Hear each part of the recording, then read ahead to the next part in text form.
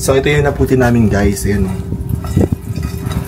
So, eto na nga mga Habibis. Maaga na naman kami today at natapos na namin gawin yung last batch for this week ng aming embutido. Pagod na pagod kami dito. Ayan o. Si Uncle. Pagod ka? Yes. Mas magaling ako magbalot sa'yo. Ito na si Ate Rose. Nililinis na ang ating island. Tia Julia, anong ginagawa mo? Nahanap po yung mahiwagang palayo. Bakit? Magsasain ako ng tulingan. Ay, oo. Napabili akong tulingan kina Ate Rose tsaka EJB kanina sa palengke. Masarap yan. Na-miss ko ng tulingan ni Tia Julie. Actually, totoo lang talaga. Mas masarap magluto si Tia Julie sa akin ng tulingan. Mas masarap ka magluto. No, di ba Ate Rose, no? Totoo naman eh. Masarap. Masarap talaga. Mas masarap yung kay Tia. Masarap yung sa akin, pero mas gusto ko yung luto ni Tia, yung style ni Tia. Mas masarap. At dahil tayo ay gumagawa ng embutido, ayan o guys. Dalawa na ang steamer namin, nag-ano na kami. Sumakses na kami. Charis. Step by the step. Ano? Ate Rose. Marami kaming taba dito. Ayan, gagamitin ni Tia Julie sa sinaing niya na Tia Julie. Oo. Ilang tulingan na binili? Ilang kilo? 2 yun. 2 kilo? Ayun, dami na natin dito. At saka meron tayong special na bisita bukas. Tama-tama, papatikim ko yung ano mo, Tia Julie, yung tulingan mo. Sana magustuhan nila. Tapos magluluto din ako ng iba bukas. Ayan, paano ka nagtutulingan, Tia Julie? Sa una, nilalagyan ni Tia Julie yung mga kamyas. Ito yung kamyas. Tapos, nagalagay ka na, nilalagay mo, Tia Julie? Bawang. Bawang lang? Walang sibuyas? Wala. May sibuyas ako, Ate Rose. Bawang lang sila.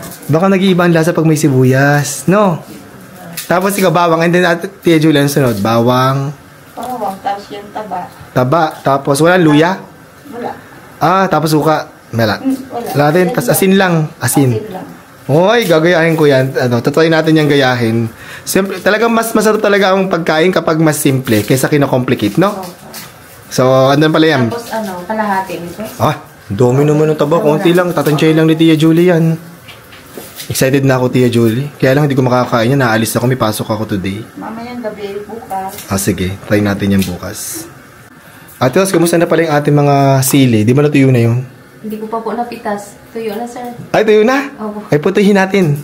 Halika at gagawin natin yung... patuyuin pa natin, pagkaputi natin, tapos, pag tuyo-tuyo na, ibilad mo sa araw, Ate Rose. Opo. Tapos, anuhin natin, tawag dito? Gagawin nating chili flakes. Diba? Masarap yan. Favorite ni Lindy. Charis.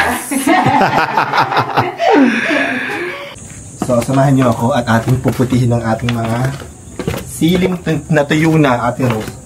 Actually, pwede nyo gawin dyan. Talagang ginagawa namin yan. Di ba ginagawa mo, Ate Rose? Pinipitas namin tapos nilalagay mo sa freezer. Opo. Kaso ang dami na nating sili sa freezer, di ba? Marami na po, sir. Oo, kaya ito naman, ang gagawin natin is, gagawin naman nating chili flakes para maiba. Opo.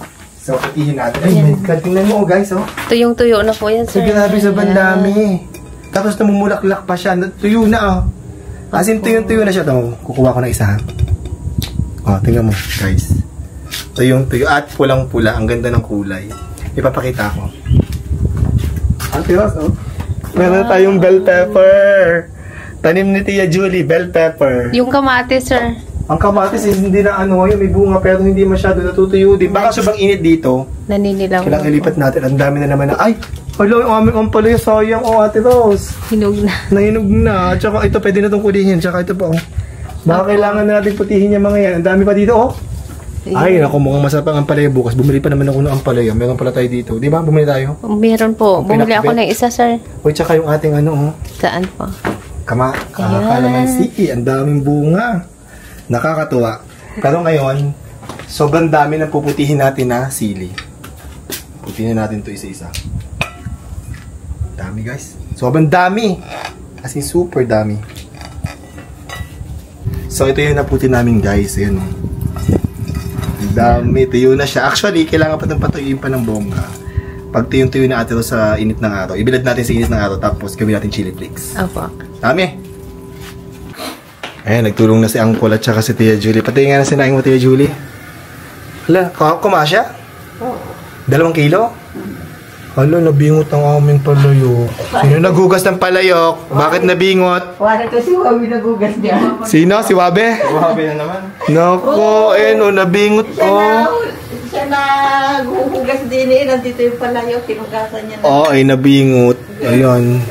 Bibili tayo ng bago, mas malaki na bibili Mas natin. malaki. Yan ang mga taba, masarap yan.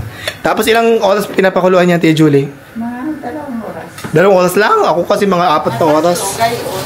Mas matagal. Kasi pag kumulo yan, mahina na yung apoy. Tapos mga 3 oras mo pinapalambot. Ayan, sarap. Excited. And papasok na muna tayo sa office ngayon. Iiwan ko na muna mga bahay dito. Iiwan ko na muna yung mga tao dito sa bahay. At Ross, Tia Julie, alis na ako Papasok na ako. Luto naman na yung ating last. Luto na ba lahat ng embutido? Last na lang naman yan. Isa lang naman na yan. Kaya na kayong tulungan ni EJ Boy, ha? Pasok na ako. Bye-bye.